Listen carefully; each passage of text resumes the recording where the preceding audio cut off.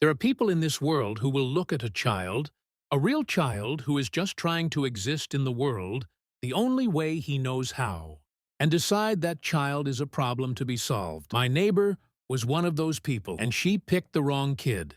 And she picked the wrong mom. Let me tell you exactly what happened. My son, Caleb, is 9 years old. He was diagnosed with autism at age 3. And if you know anything about autism, you know that every single kid experiences it differently. For Caleb, it means the world can sometimes feel like it is coming at him too fast and too loud all at once. It means he has certain things that help him feel safe and calm. Routines, familiar sounds, and his trampoline. That trampoline was everything to him. We had set it up in the side yard 2 summers ago, fully enclosed with a safety net. Caleb would go out there every single afternoon after school and just jump, sometimes for 5 minutes, sometimes for an hour.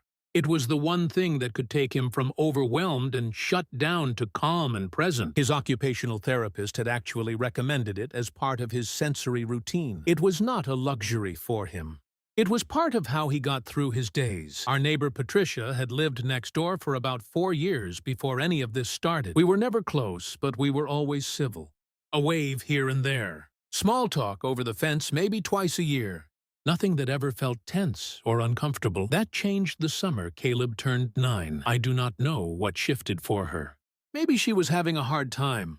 Maybe something else was going on in her life. But that summer, Patricia started having a problem with everything we did. Our trash cans were an inch too far from the curb. Our porch light was too bright. Our car was parked 6 inches over some invisible line she had decided mattered. And then, one afternoon, I was inside making dinner, and I heard Caleb outside on the trampoline, laughing. That big full-body laugh he gets when he is really happy. And I remember thinking, this is a good day. He is having a good day. 2 hours later, there was a letter from the HOA in my mailbox. Complaint filed by a resident. Trampoline in visible side yard in violation of community exterior standards.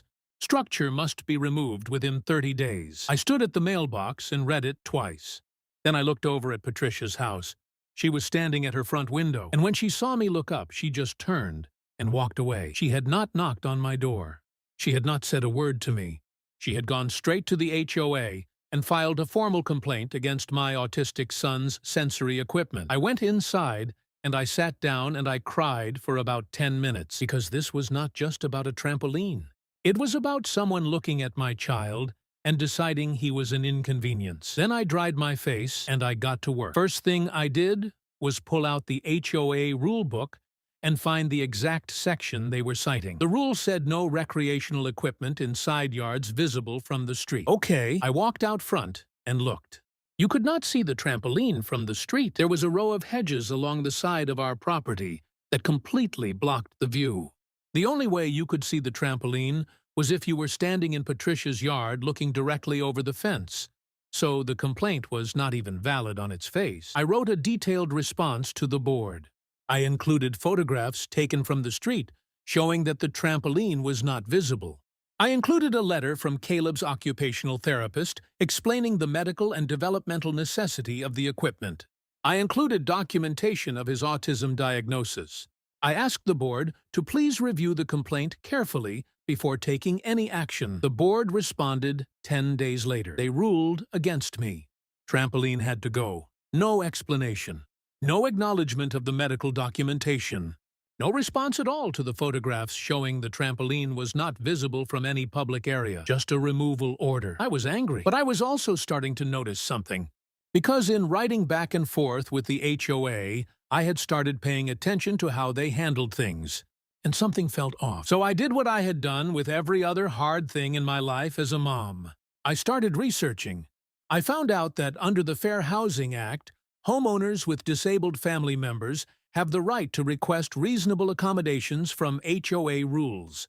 A reasonable accommodation means the HOA has an obligation to make exceptions to their standard rules when those rules prevent a person with a disability from equal enjoyment of their home.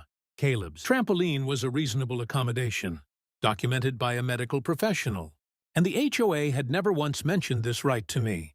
They had just said no. and expected me to accept it. I contacted a fair housing attorney that week. When I explained the situation, she told me the HOA had made a serious mistake. Denying a documented reasonable accommodation request without an interactive process, without any genuine consideration, is a violation of federal law, not an HOA rule. Federal law, the attorney sent the board a formal letter outlining the violation and requesting an immediate reversal of the removal order. The board president called me personally the next day. His tone was completely different from anything I had experienced before. Suddenly, he was very sorry for the confusion. Suddenly, there had been a misunderstanding. Suddenly, the board wanted to work with me, but I was not done. Because while all of this had been happening, I had been talking to my neighbors. And it turned out Patricia had a history that most people on our street had quietly been putting up with for years. She had filed complaints against the family 2 doors down because their kids played basketball in the driveway. She had reported an elderly man on the corner because his rose bushes were 2 inches too tall. She had complained about a family's holiday. Decorations 3 years in a row. Every single one of those complaints had been filed against families Patricia did not, like for reasons that had nothing to do with any rule. I organized a neighborhood meeting. Just a casual thing in my backyard on a Saturday afternoon. 12 families came, and one by one people started sharing their stories. A lot of them had never talked to each other about it before. They had each been dealing with Patricia's complaints alone, feeling like it was just them, like maybe they were the problem. By the end of that afternoon, we had documented 11 separate complaints Patricia had filed over 4 years. We had written statements from every family she had targeted. And we had a clear picture of someone who had been using the HOA complaint system as a personal weapon against neighbors she had decided she did not want around. We presented everything to the board formally. We requested a review of Patricia's complaint history and a formal policy limiting frivolous and retaliatory complaint filings. We also made clear that the fair housing attorney was still involved, and that we were watching how the board handled this very closely. The board voted unanimously to implement a new complaint review policy requiring evidence and a site inspection before any violation notice could be issued. They sent Patricia a formal warning letter, and they reversed her complaint against us completely and permanently. The removal order on Caleb's trampoline was canceled. I called Caleb in from the living room and told him to go outside and jump. He looked at me for a second like he was making sure I was serious. Then he ran out the back door, and I heard the springs start moving. And then I heard that laugh again, that big, full-body laugh. Patricia put her house on the market about 6 weeks later.